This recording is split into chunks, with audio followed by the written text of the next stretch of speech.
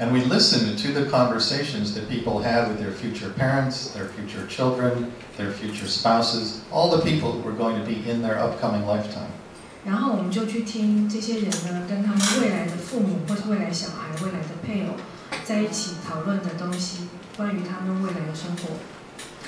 And what we found in every single case, literally every single case, was that the pre-birth plan was always based on unconditional love. 那在每一场的会议中，我们所发现的都是，其实每一个出生前计划的基础都是无条件的爱。And this was true even when a quote-unquote negative role was being scripted. 那即使是有负面的角色出现的时候，或是负面的角色被计划的时候，这也是真的。So I believe that if my soul had not gifted me with that experience walking down the sidewalk that day, 那我相信呢，如果我那天走在街上没有得到这样子的体验的话， I would still have found the same results in my research. 我想我的研究还是会得到相同的结论。But I think there would always have been this little voice of doubt in the back of my head saying, how do you know that this is true? 但是呢，也许我的头脑里就还是会有一个怀疑的声音对我说：“你怎么知道它是真的呢？” How do you know that the pre-birth plan is always based on unconditional love? 你怎么知道所有的出生前计划都是基于无条件的爱？ Well, I know that this is true because that was my experience walking down the sidewalk that day. 那我为什么知道它是真的？就是因为我那天的体验。 And this is why I can stand before you tonight and tell you with complete confidence and complete certainty that I believe that we as souls are made literally from the energy of unconditional love. 那这就是为什么呢？我可以非常有信心地站在大家的面前，对大家说：我知道，我相信我们的灵魂的本质就是无条件的爱。Because that was my experience walking down the sidewalk that day. 因为那就是我那天走在芝加哥街头的体验。 So there were several experiences which combined had the effect of pushing me out of the corporate sector and toward writing the first book. 所以就有好几个体验发生，导致我离开商业界，然后进入这个写书的领域。 The session with the medium in which I spoke to my spirit guides. 一个就是我第一次的通灵会，让我跟指导灵连接上。 The woman's channeling of her own soul, in which I learned all about pre-birth planning. 一个就是那位女士，她可以通自己的灵，然后让我得到很多的资讯。 And this experience of myself, my soul, as unconditional love. 还有第三个就是我自己体验到我就是无条件的爱。 All of these things combined together convinced me that I wanted to attempt to write a book about how we plan our lives before we're born. 那所有这些体验加起来呢，就让我更想要把这个出生前计划的书写出来。 Now, once I made the decision that I would in fact try to write such a book, the first question I had to answer, of course, was how in the world am I going to figure out what somebody planned before they're born? 那当然啦，当我决定要写这本书的时候，我第一个必须要问的问题就是：那我到底要怎么样发现一个人他的出生前计划是怎么制定的？ Now remember, I come from a very conventional background. 那你记得我是出生于非常一般的家庭。 It actually didn't even occur to me at that time that there are mediums and channels who can access this kind of information. 那时候我根本没有想到，就是有灵媒它是可以去接触到这种资讯的。 The thought I had was, well, we've got the internet now. There must be people out there somewhere who remember planning their lifetime. I'll use the internet to find them. 那我那时候的想法就是，我们现在有网际网络，所以我可以利用网际网络去找出那些也许会有一些人他还记得他的出生前计划。 So I got online. I went to every New Age, metaphysical, and spiritual message board and bulletin board that I could find. 所以我那时候就上网，然后就去到每一个新时代的网站，或是那种留言板啊。 And I posted a message saying, author, writing a book about how we plan our lives before we're born. If you remember planning your current lifetime, please contact me. 然后我就留言说，我是作者，我在写关于出生前计划的书。如果你还记得你的出生前计划，请跟我联络。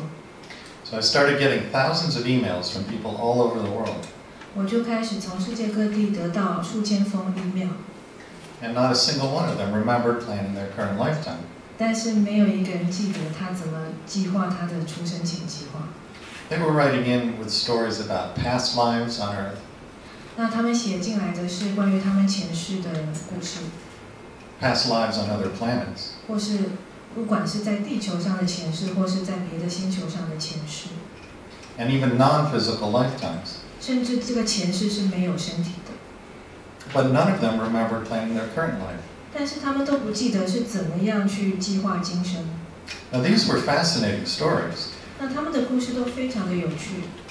For example, I was contacted by one woman who recalled being an aquatic animal on what she called the blue planet, which apparently was completely covered with water. 比如说，有一位女士，她记得她曾经是一个海洋的生物，然后住在一个都是被水覆盖的星球上。 So fascinating stories, but not a single one of these people could remember planning their current lifetime.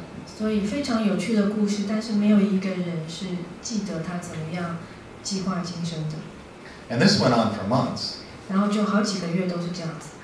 Finally, I began to despair of ever being able to write a book on this subject. 那终于我就感到绝望了，我在想我到底能不能写出这本书。 And it was at this point that I metaphorically threw up my arms to the universe. 那就是这个时候呢，我形而上的就好像跟老天臣服了。 And I said, if you want me to write a book about pre-birth planning, 我就跟老天说，如果你想要我写这本书的话， I will write it, but I need some help. 我会写，但是我需要帮助。 And wouldn't you know it, within a very short time of making that request of the universe, I came into contact with 4 mediums and channels who could access this kind of information. 信不信由你，就在我做出这样子的呼求之后，很快我就遇到4个灵媒，他们是可以去通这个出生前计划的这个资料。 One of the mediums is a woman in Arizona. Her name is Stacy Wells. 那其中一位是住在这个亚利桑那州的史黛西女士。 She has the ability to both see and hear the conversations we have with each other before we're born. 她不仅可以看到，她也可以听到我们灵魂出生前所开的那些会议。 A second collaborator is a medium in New York. Her name is Corby Mitleid. 第二位灵媒呢，是一位住在纽约的，叫做 Corby。 Corby has the ability to channel someone's soul. Corby， 那 Corby 他的能力就是他可以通对方的灵魂。 So in working with Corby, I could interview somebody's soul. 所以在跟 Corby 一起合作的时候呢，我就可以直接访问对方的灵魂。 And I could ask the person's soul, what did you plan for this current lifetime and why did you make those plans? 我就可以问他说：“那你为什么要你怎么样做这个计划呢？你为什么要有计划今生要有这些事情发生？” The third colleague is a medium in Chicago. Her name is Deb Dabari. Deb. 那第3个灵媒呢，是一个在芝加哥的，叫做 Deb。 Deb is very gifted at talking with the deceased. 那 Deb 她的专长是跟死者沟通。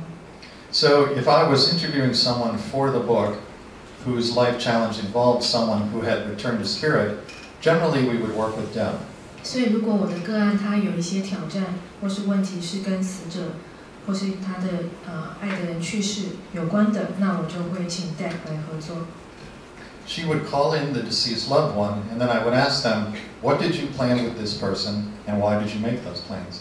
那他就会请那个死者来，然后我就会问对方说：“那你跟这个个案的共同制定的计划是什么？那为什么？” And then the fourth colleague is a woman who has since returned to spirit herself. Her name is Glenna, and she lived in Minnesota. 那第4位灵媒是 Glenna， 她住在亚利桑那州，那她已经回归灵界，现在。 Glenna has the ability to channel angels, some of whom serve as guides to people once they're in body. 那 Glenna 的专长呢，就是通天使。那有一些天使，他也是这些，就是投生来作为我们的指导灵。 So in working with Glenna, I could interview the angels and ask them, what did this person plan for their lifetime and why did they make those plans? 那在跟 Glenna 合作的时候，我就可以问天使说：“那这个人为什么有这样子的计划？为什么要制定这样子的计划？” So the format that the research took is that I would interview people about common life challenges. 所以这个计划的这个访谈的形式就是我会访问个案关于他这一生所遭遇到的问题。And then each person I interviewed had 1, 2, or sometimes 3 sessions with the mediums and channels. 然后个案通常跟灵媒呢有1到3次的通灵会。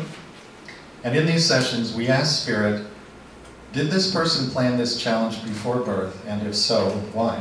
那在通灵会的时候，我们就会问对方的灵魂，就是或是灵体，为什么这个人是不是自己计划要在今生有这样子的问题，然后为什么？ And then in the books, I present all of the information that came through. 那在书中呢，我就把这所有的通灵会的所有的讯息给写出来。So the intention of the work is to give meaning to life challenges that to many people would appear not to have any deeper meaning.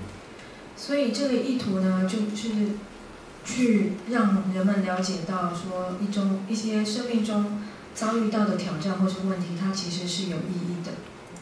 Now, in the new book, which was just published, 那在新的一本书刚出版的这一本《灵魂的出生前计划》， there are 2 new mediums on the team. 那我们又多了2位新的灵媒。One of them is a woman in the Netherlands whose name is Pamela. 那一位是潘蜜拉，就是住在荷兰的，就是灵性炼金术的作者。And she channels Jesus. 她通耶稣。And the other new collaborator is a woman in Michigan named Barbara. 那另外一位新的灵媒是密西根的芭芭拉。And she channels an enlightened being named Aaron. 那她通的是一位叫做 Aaron 的高灵。Who